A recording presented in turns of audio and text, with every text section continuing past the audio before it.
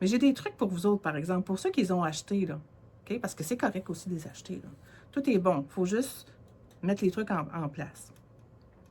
Donc, tantôt, je parlais de garage. Fait que pour ceux qui ont un garage chauffé, c'est pas obligé d'être très, très, très haut, mais d'avoir une petite chaleur qui va aider tes plantes.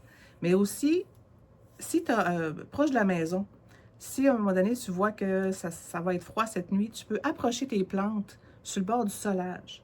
Parce que dans la journée, le solage a absorbé la chaleur du soleil et dans la nuit, la chaleur résiduelle qui en ressort va faire la différence sur ça va-tu marcher ou ça ne marchera pas.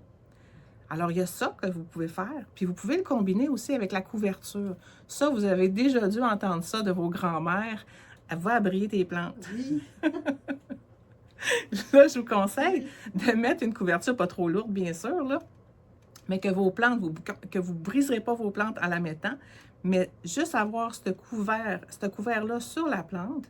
Donc, dites-vous là que votre plat, dans la journée, a emmagasiné de la chaleur.